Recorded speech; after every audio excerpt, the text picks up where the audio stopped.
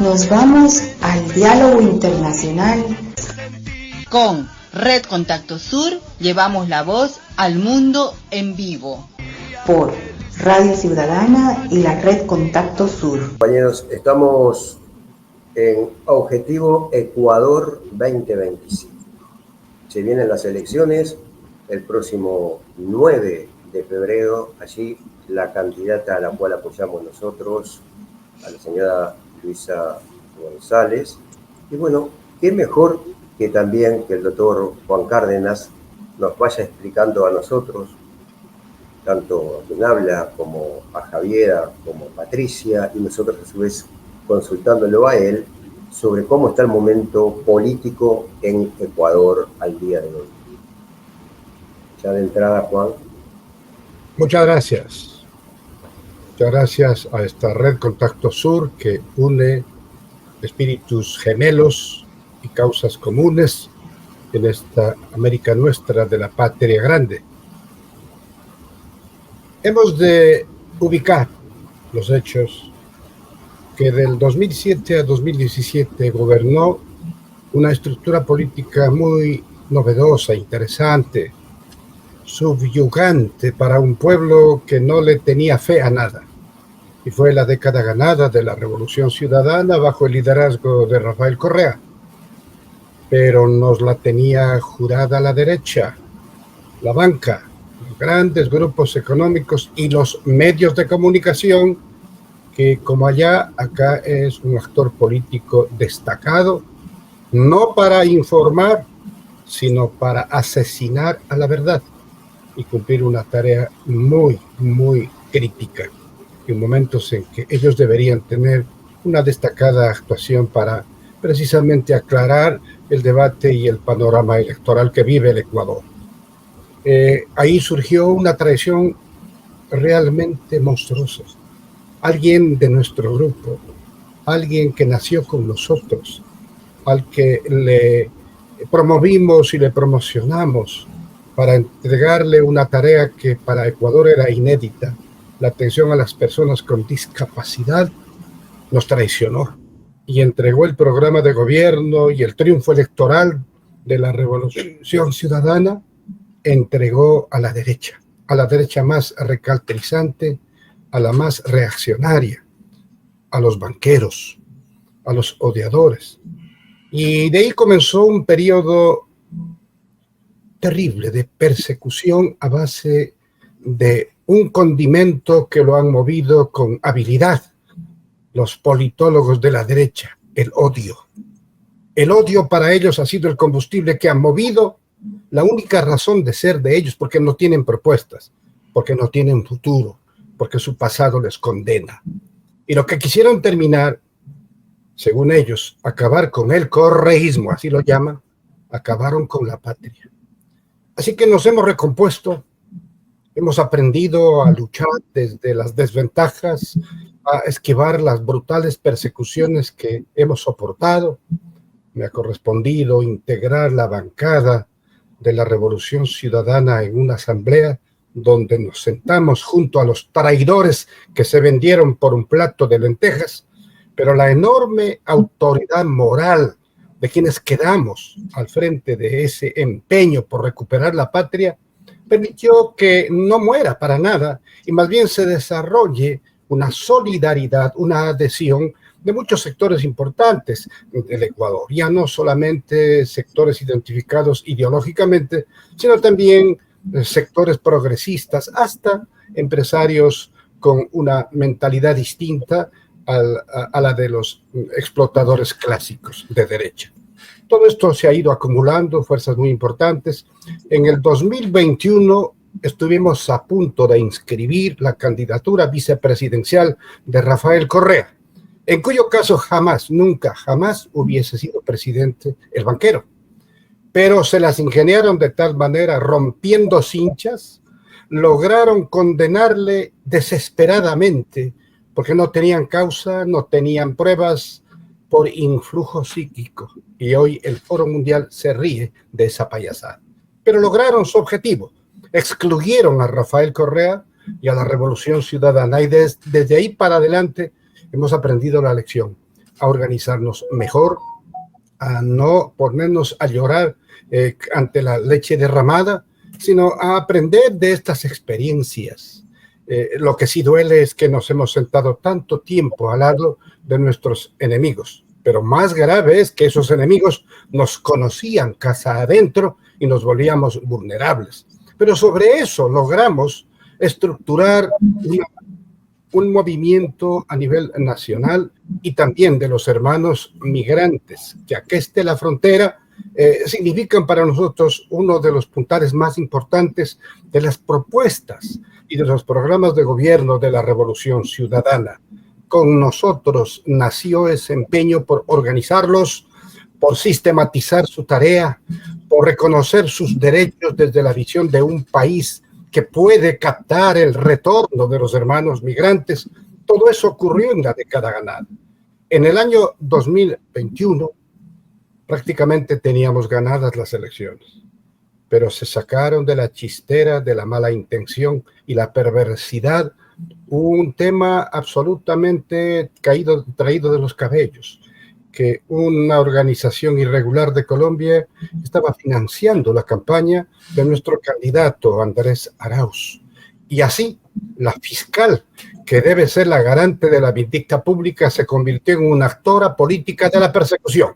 Incluso pidió que venga el fiscal de Colombia, un tal Barbosa, de ingrata recordación y que hoy día nadie lo recuerda, porque le borró la historia, hicieron una pantomima, se burlaron de las leyes electorales y lograron truncar lo que iba a ser un triunfo en primera vuelta, y se impuso la candidatura de un banquero que inclusive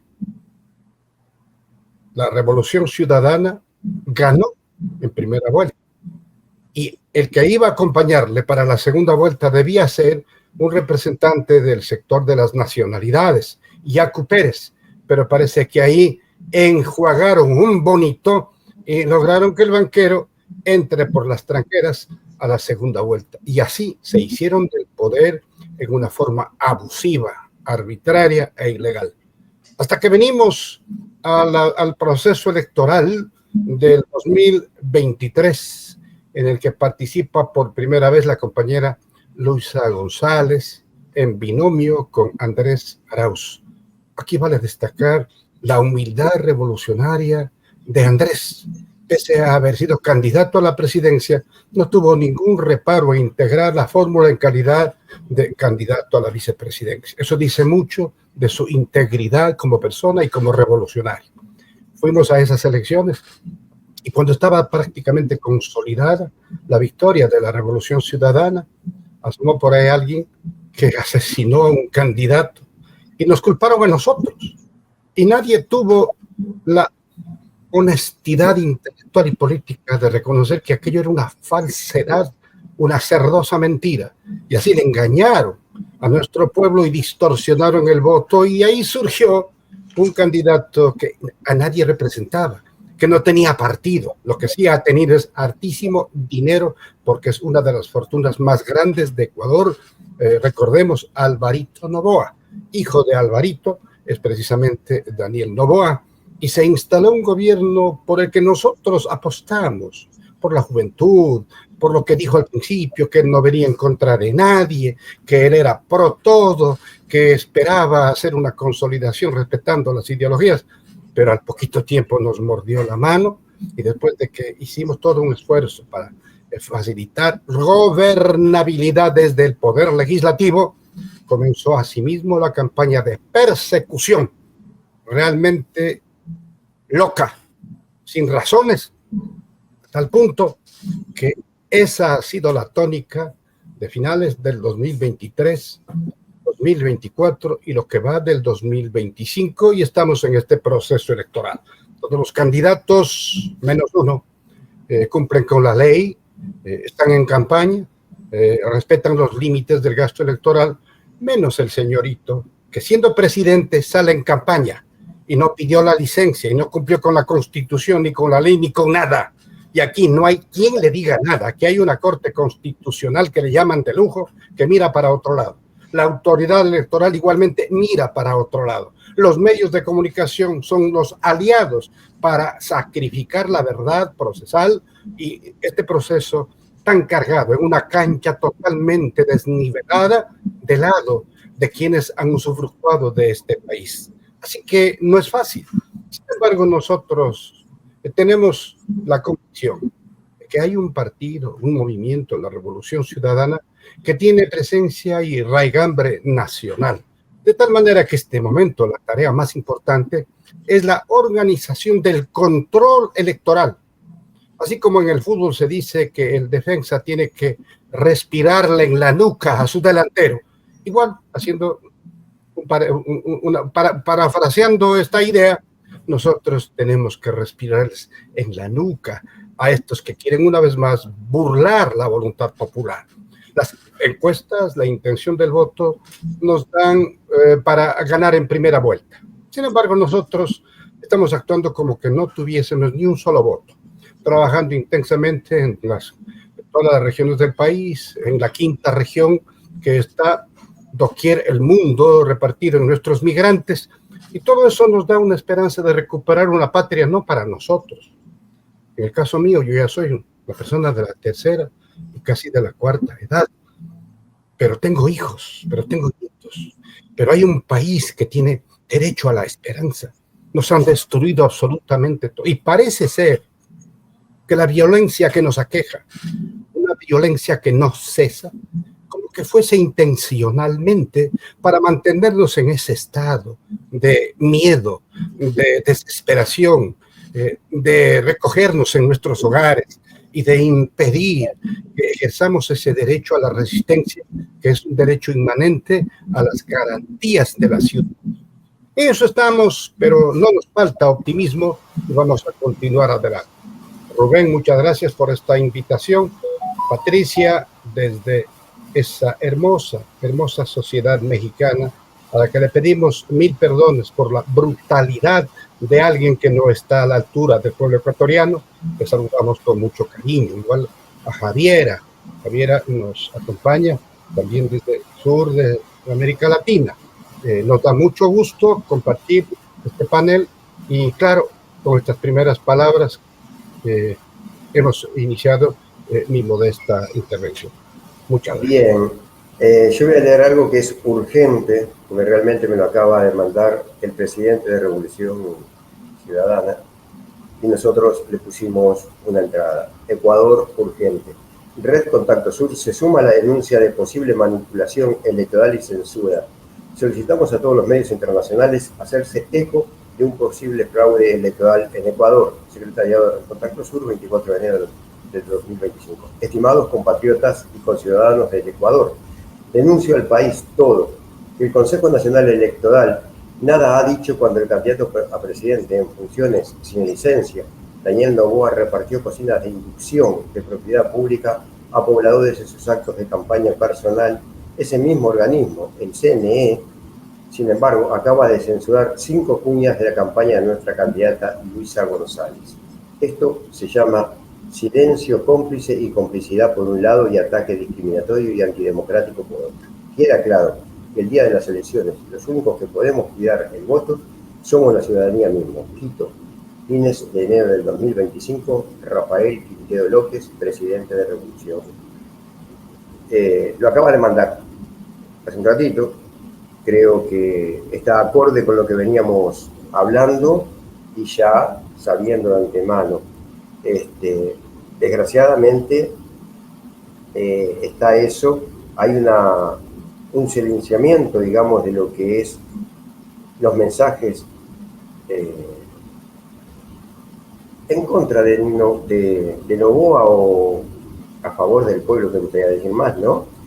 Y de la desconfianza que existe en este candidato, que él mismo se autodefine como norteamericano, pro-yanqui, pero que además también está siendo investigado en algunos casos por lo que es, y acá quería hacer una pregunta en concreto también, ¿no?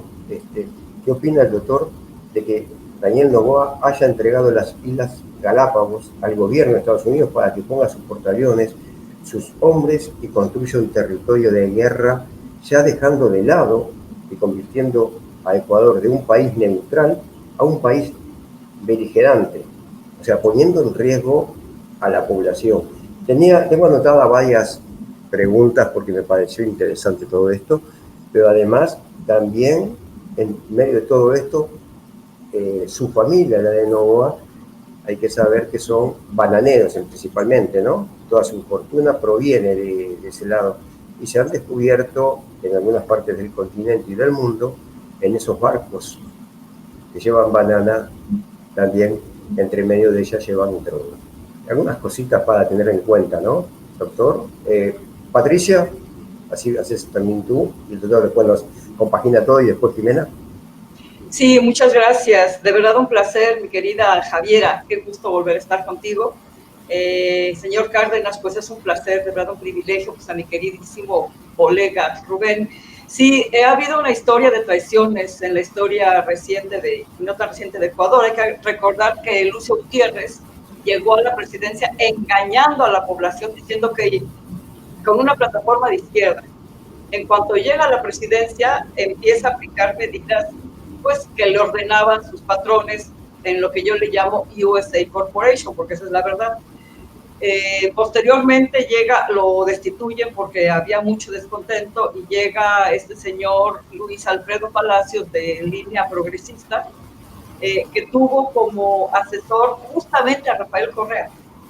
Entonces, se contienden, creo que Palacios estuvo de 2005 a 2007 y después se lleva a cabo una elección donde Rafael Correa gana. Y lo más curioso, quiero contrastar las personalidades y los estudios, antecedentes académicos de Noboa y de Correa, porque Rafael Correa estudió economía en la Universidad de Illinois, en Estados Unidos.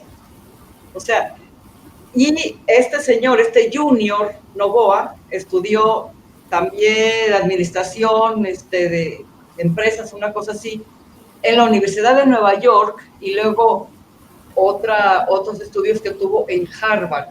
Entonces, yo me imagino que cuando llega Correa, el imperio se llevó una sorpresa, porque esperaban que con el antecedente académico que había tenido Correa, de haber estudiado en una universidad católica en Ecuador y después en una universidad norteamericana, iba a aplicar la misma política, ¿no?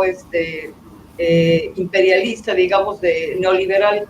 Pero, oh, sorpresa, Correa empieza con una recuperación notable en el Ecuador, al punto de que sus políticas fueron tan exitosas y fue que en esa época dorada en el Cono Sur, que inicia con la llegada de Hugo Chávez en el año 1900, bueno, el triunfo de Chávez en el 99 y cuando asume la presidencia a partir del año 2000, y se inicia una serie de gobiernos muy progresistas y inician una alianza en la que Correa participó. De hecho, Correa llegó a estar muy cercano a Hugo Chávez. Entonces se le cuela, bueno, estuvo como su vicepresidente Lenín Moreno hasta el año 2013.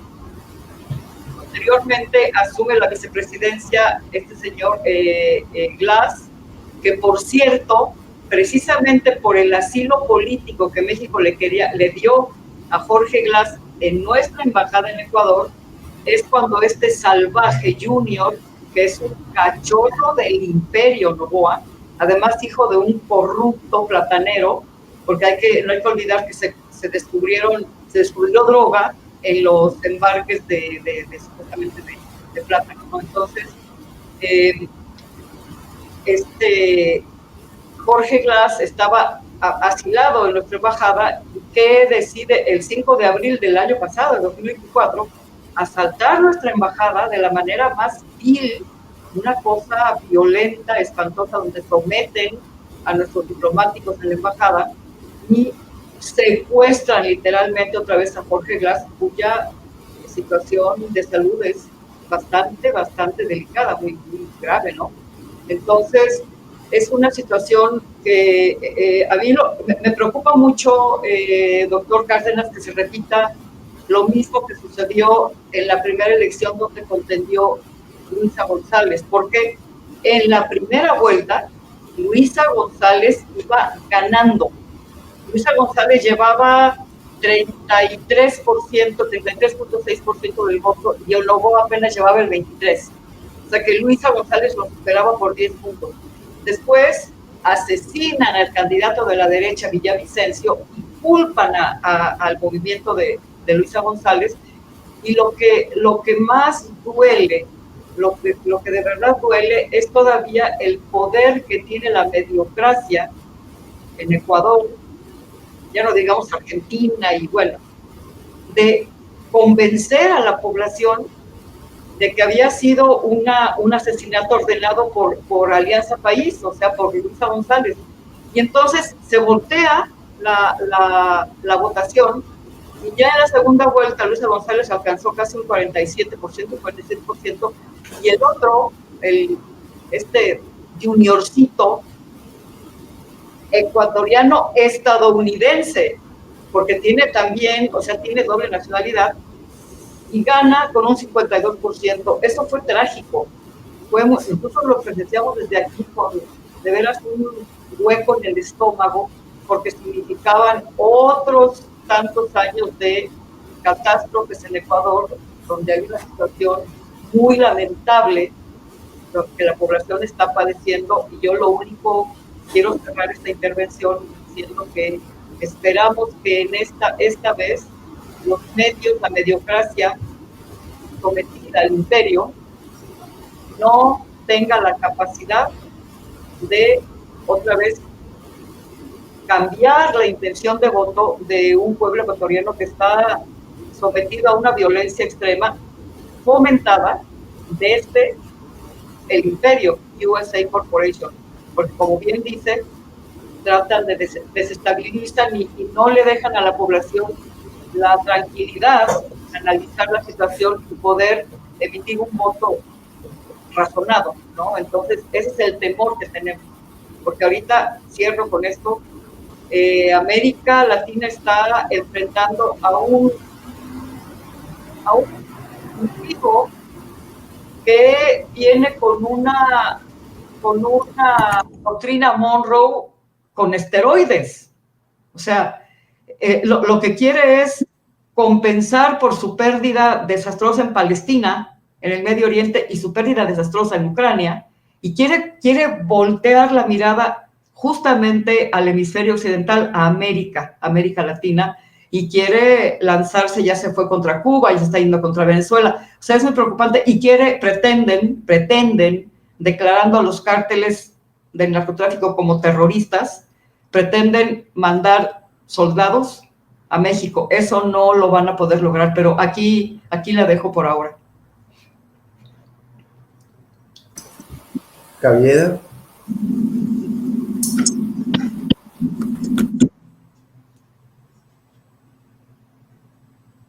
Micrófono.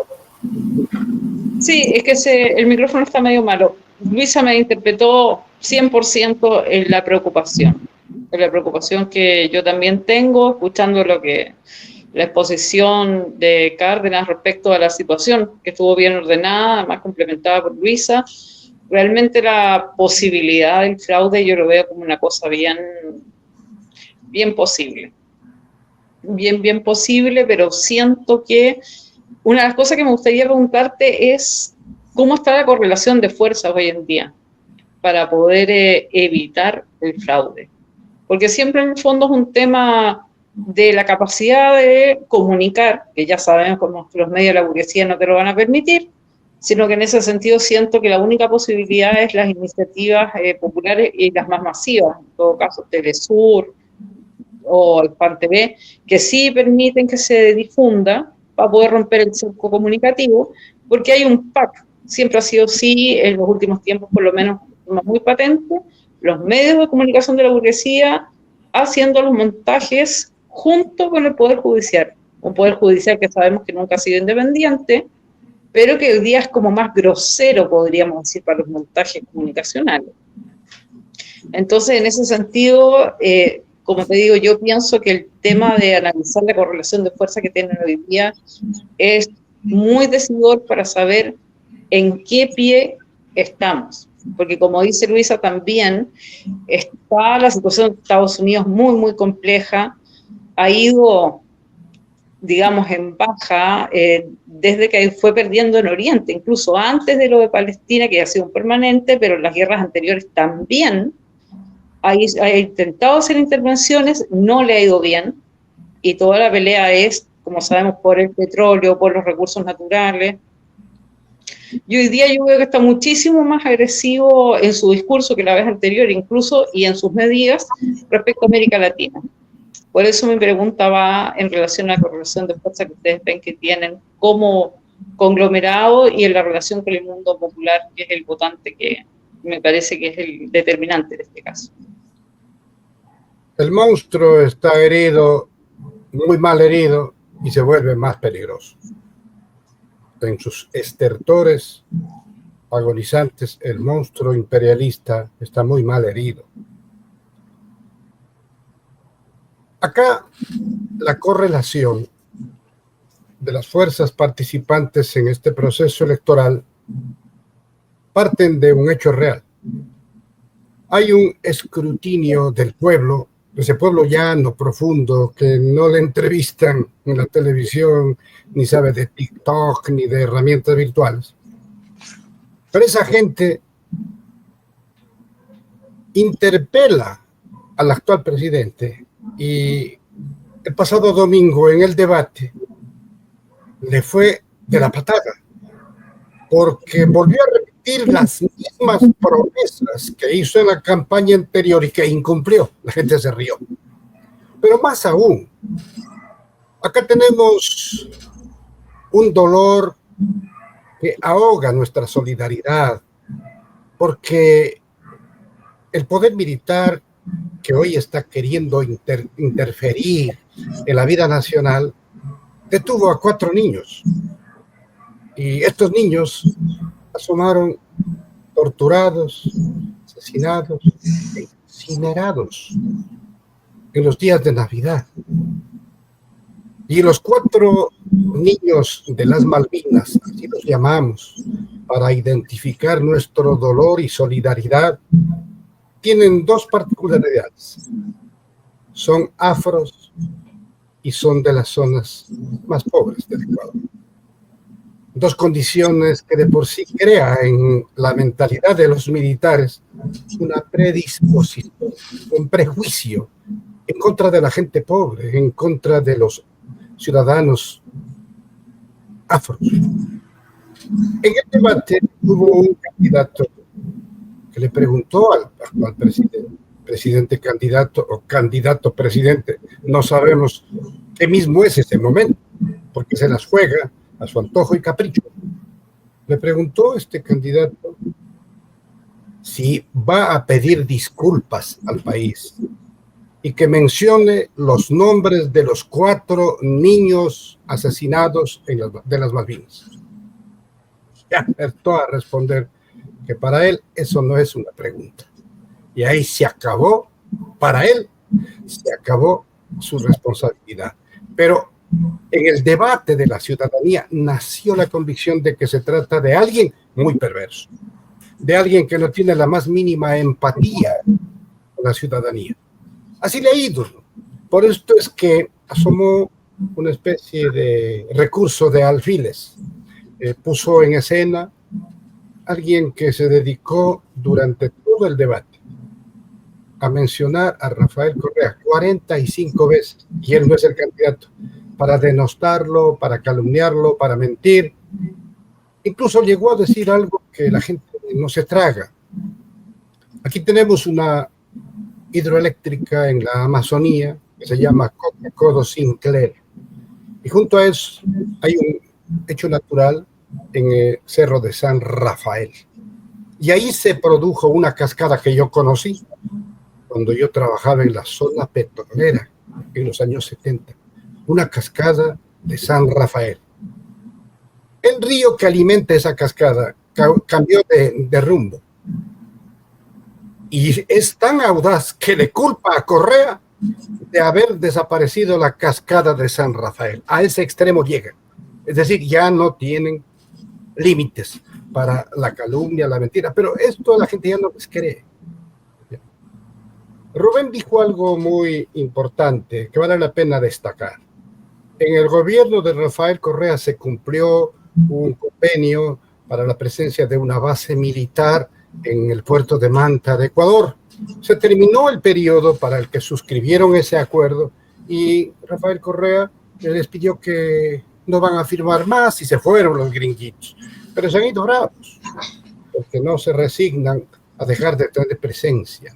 Y se ha levantado un debate tan absurdo como prácticamente estéril, de que por la base de Manta que el presidente Correa obligó a salir del país, se ha intensificado la violencia, la inseguridad. Pero resulta que en Colombia hay, no sé, 5, hay 8 bases militares norteamericanas y la producción del polvito es cada vez mayor, el negocio más boyante. Solo que ahí la gente pone la droga y los suquitos, que llamamos nosotros, ponen las narices. Entonces nos encontramos con un escenario increíble. Son tan audaces, buscan ese tipo de inculpaciones. Lo que sucede realmente es que con la salida de la base de Manta, el Ecuador logró convertirse en el segundo país más seguro de la región. Y eso es un dato real que es irrefutable.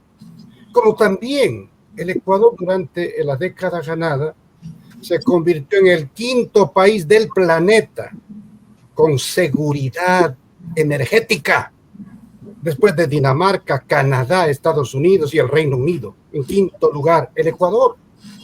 Esto quiere decir que se hicieron bien las cosas, que quien nos gobernó era un estadista, era un amante de la política pública de servicio.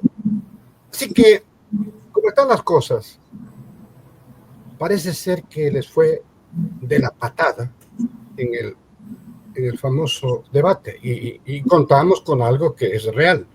Hay 16 candidatos a la presidencia. De esos 16, los 14 son de derecha, privatizadores, neoliberales. Y reconocemos, por ejemplo, que uno de ellos, el 15º, pertenece a las nacionalidades, tiene el condumio de un programa de izquierda, o por lo menos progresista, aunque el sector indígena ha votado junto a los amos y a los explotadores. Pero salvando aquello, reconocemos que existe ahí una agenda pendiente. Cuando el Ecuador sea gobierno popular, tiene que principalizar la atención a los enormes problemas que confrontan los hermanos indígenas en el país. Esa es una tarea que está indispensable llevarla adelante. Así que ese sector tiene esa salvedad de que ahora puede aunar y consolidar una fuerza que nos permita recuperar el poder para el pueblo. Aquí hay una cosa muy sencilla. Si es que el poder está en manos de las élites, simple y llanamente ese poder está en beneficio de ellos. Vinieron para hacer buenos negocios. Pero si el poder está en manos del pueblo con su voluntad soberana, entonces se ponen en vigencia las garantías, los derechos, con una constitución extraordinaria, muy garantista, que le da derechos hasta a la madre naturaleza. Entonces creemos nosotros que vamos por buen camino. Y salvo que por ahí se inventen alguna barbaridad, yo pienso que a este momento el Ecuador ya tomó una decisión y es a favor de una estadista, una compañera con una formación sólida. Ella trabajó junto a Rafael Correa, conoce cómo gobernar, conoce cómo desarrollar los programas, conoce exactamente la naturaleza de la ciudadanía ecuatoriana, sin exclusiones, sin divisionismos. Nosotros no tenemos espacio para el odio, estamos muy ocupados, porque vemos que los odiadores son disminuidos mentalmente, porque se complican la vida. Nosotros no vamos a resolver esto ahora, porque para ellos su alimento es el odio, y con eso prevalecen, pero cada vez son menos.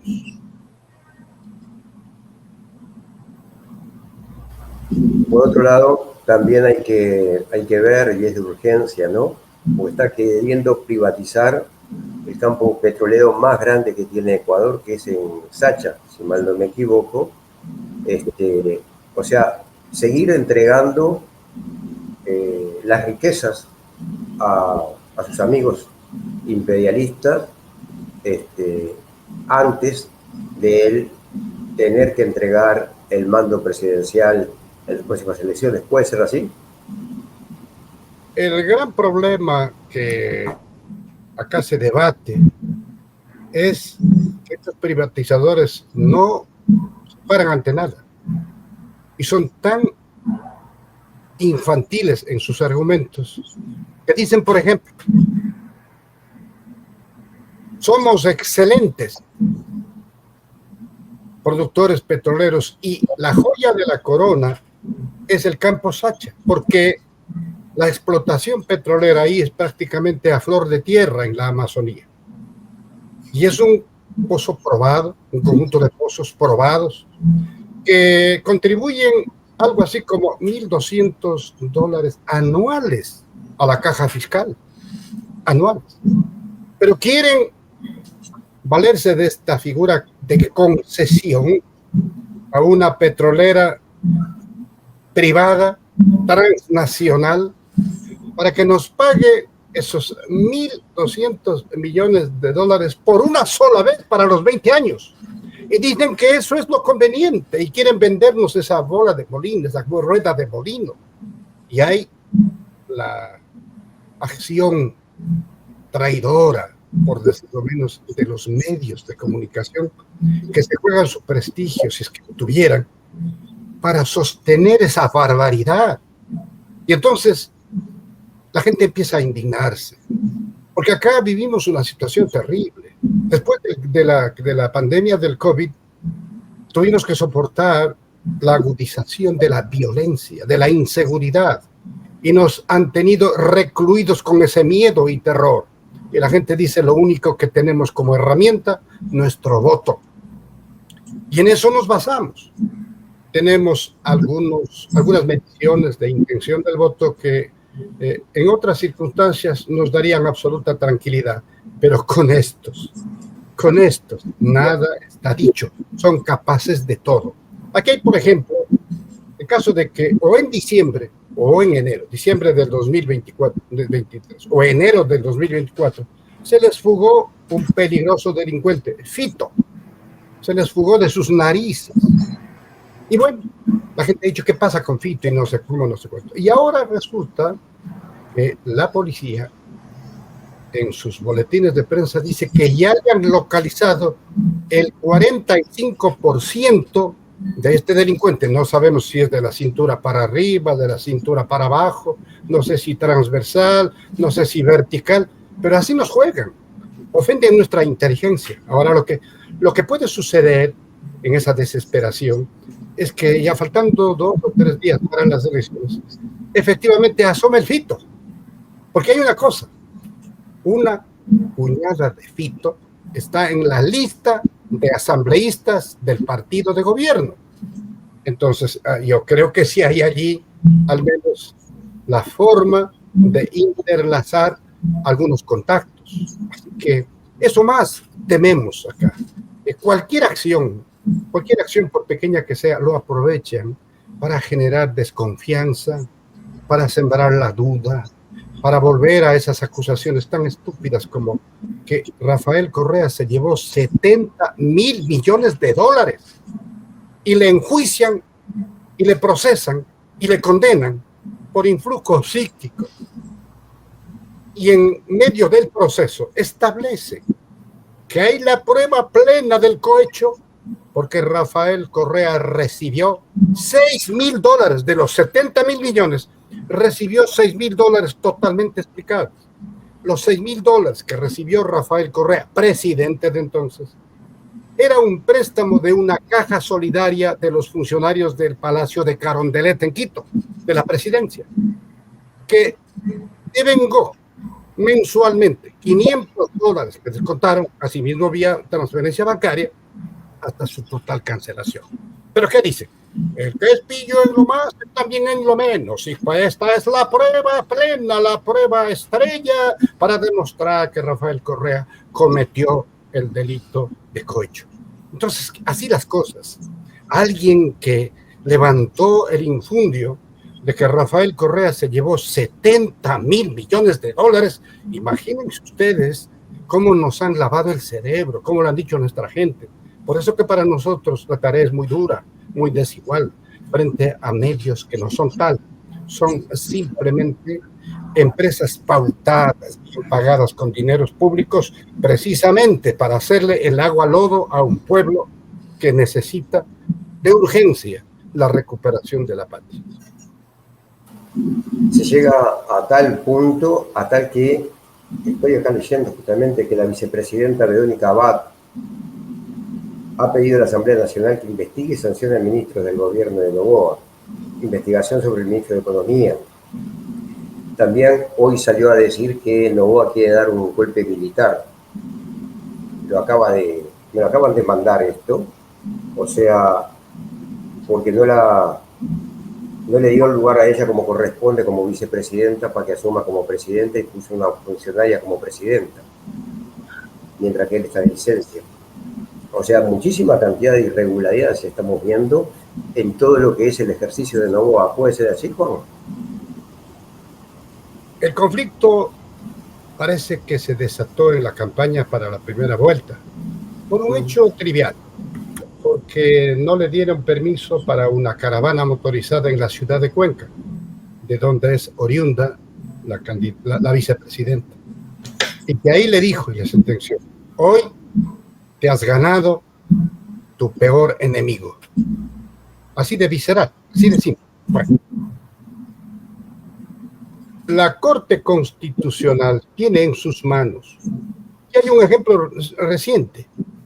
Al señor Trump acaba de parar el carro un juez, impidiendo la vigencia de una decisión que tomó respecto a afectar el derecho de los migrantes y particularmente de los hijos de migrantes nacidos en Estados Unidos. Un juez de Estados Unidos suspendió la vigencia de esa resolución. Ojalá esto durara, pero ahí está, es parte del hecho histórico de que un juez que entiende la división de poderes y la autonomía para actuar tomó esa decisión. Acá tenemos una Corte Constitucional que le llaman de lujo, que tiene la obligación de declarar la inconstitucionalidad de un decreto dictado por el presidente Noboa, el número 500, en virtud del cual él, por su cuenta y riesgo, y sin tener ninguna facultad, nombra vicepresidente y le pone constitucional a una señora funcionaria de su gobierno, una señora de apellido Jeliber. Le nombra vicepresidente como si pudiera. Al presidente y al vicepresidente, en caso necesario, solo le nombra la asamblea de ternas que llegan a su despacho. Así es como se mantienen los pesos y contrapesos. Pero acá no. Él, por su cuenta y riesgo, nombró a la vicepresidenta, la señora Jeliber. Y para salir de campaña en esta forma itinerante, un día sí, mañana no, le encarga ya por 2 veces la presidencia de la República.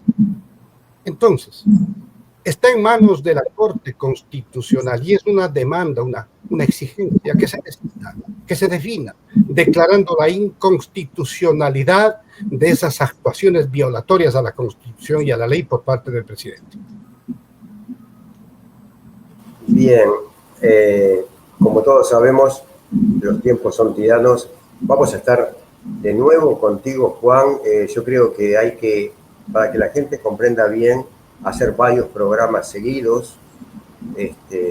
Por lo regular siempre se aconseja que los programas sean de 1 hora para que no se pierda el hilo y que quien está escuchando atrás aguarde y escuche. Cuando pasa ese tiempo en comunicación ya se empieza a perder oyentes o televidentes, ¿no? Pero Rubén, que sea con cafecito. Que sea con un café, no, con un mate. ¿Hay oportunidad de hacer unas preguntas o ya no? Sí, Siempre claro. y cuando no sea mi edad, por favor. Sí, tenés tiempo. Faltan unos 15 minutos todavía. Por eso estaba ya advirtiendo, y a su vez vamos a coordinar con Juan para hacer otra, capaz que el fin de semana o el lunes o martes de la semana entrante, cosa de poder seguir, porque aparte a cada momento, cuanto más se acerca la elección, van a surgir más temas. O sea, y es indudable, ¿no? Y la importancia de la comunicación alternativa es esa, que justamente somos la voz de aquellos que quieren acallar en sus países, como está haciendo Noboa ahora con esta especie de censura en contra de las cuñas y en contra del material de propaganda que se está haciendo. Y bueno, nosotros les estamos llevando el mensaje a todos los ecuatorianos que viven alrededor del mundo y que a su vez ellos lo hacen entrar hacia Ecuador. Patricia. Sí, compañero Cárdenas, estoy leyendo que la prensa está reportando como punteros a Luisa González y a Noboa, pero aquí es la pregunta clave. O sea, quiere decir que Noboa, a pesar de lo mal que le fue en el debate, porque parece que dividieron el debate en dos partes, 8 candidatos de un lado y el restante en el otro, entonces no hubo oportunidad de que se confrontaran Noboa con Luisa González, de manera de comparar, ¿no? Pero ya usted nos dice que por fortuna le fue muy mal.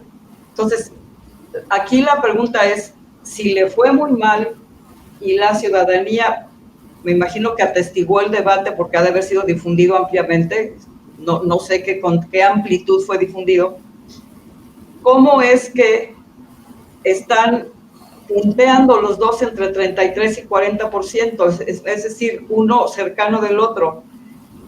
Entonces, quiere decir que hay ya desde ahorita acciones fraudulentas por parte de la autoridad electoral con complicidad de los medios para convencer a la población, porque parte de una campaña fraudulenta son supuestas encuestas o mediciones, donde tratan de convencer o de manipular la opinión pública para que diga, bueno, pues es que no hay oportunidad de que gane Luisa González, mejor seguimos votando por él. Entonces, no.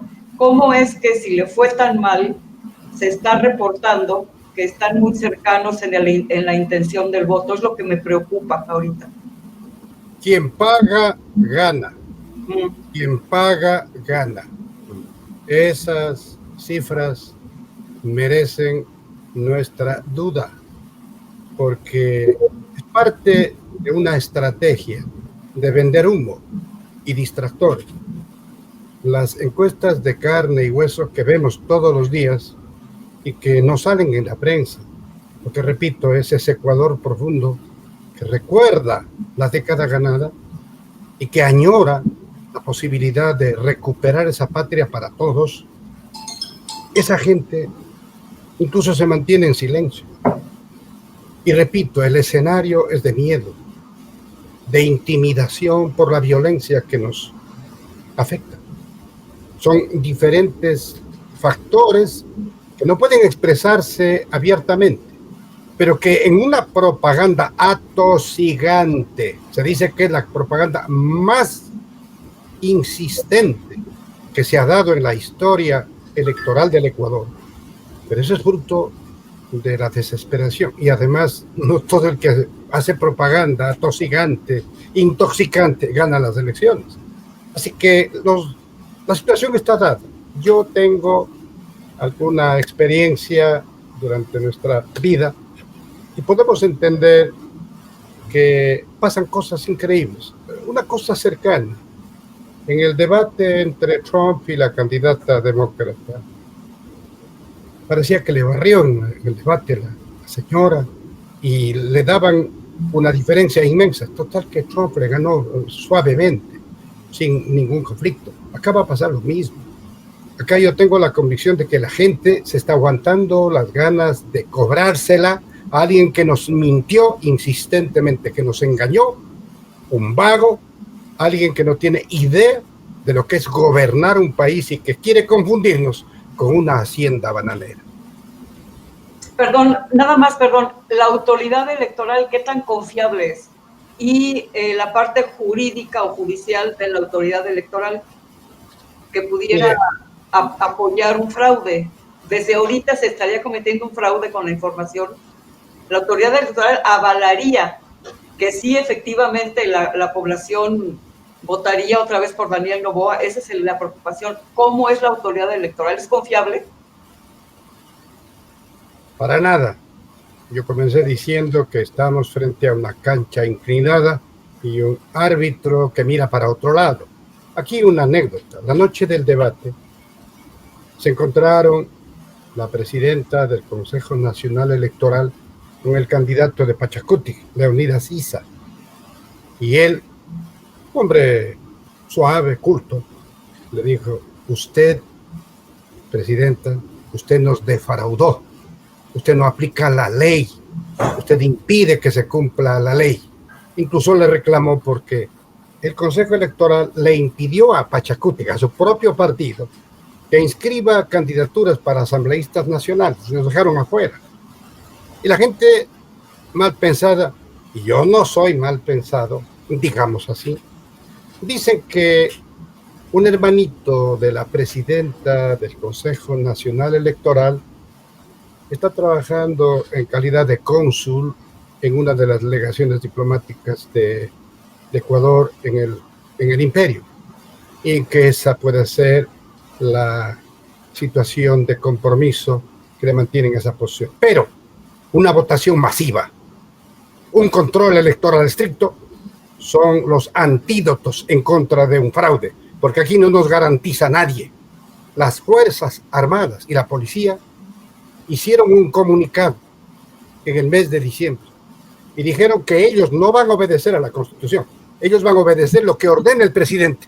Entonces no estamos para ampararnos en nadie en particular, solamente tenemos la actitud y la figura protagónica de nuestro pueblo con su herramienta, y esa herramienta es el voto. Estamos decididos a cuidarlo celosamente. Javier.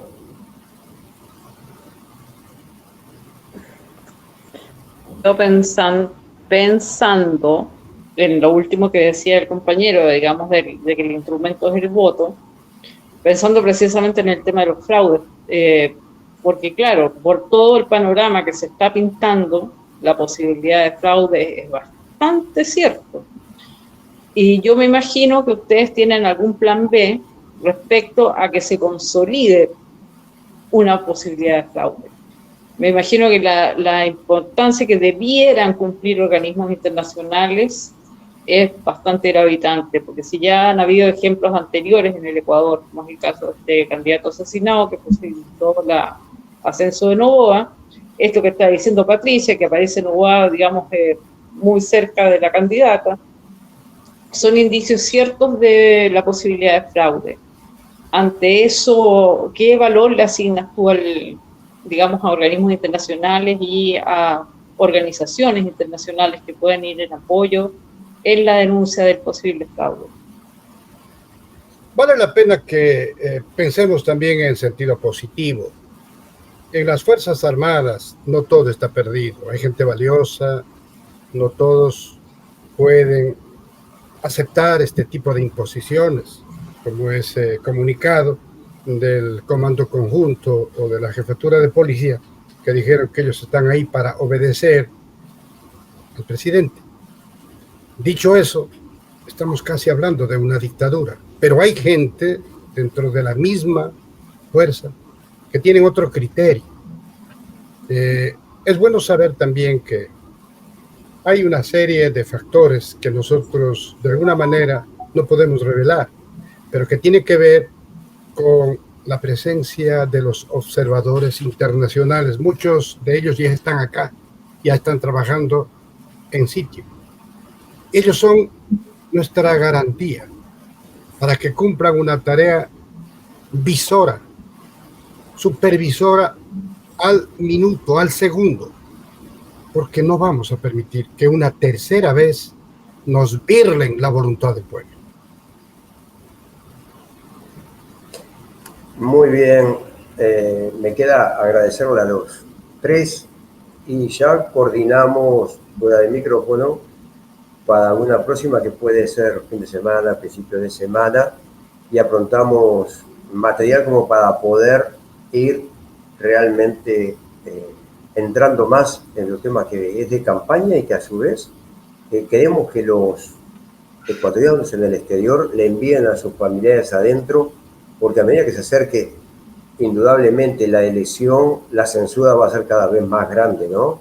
Y los medios descomunicacionales van a estar jugando un papel importantísimo dentro de Colombia, de Ecuador. Y cuando hablemos de todos estos temas, indudablemente la repercusión se la vamos a tener que dar a nivel internacional, que vayan tomando todos los medios internacionales, cosa de poder también desde nuestra red imposibilitar un fraude electoral, porque todos sabemos cómo se juega en cada uno de nuestros países. Hemos sabido de bastantes fraudes electorales en nuestros países.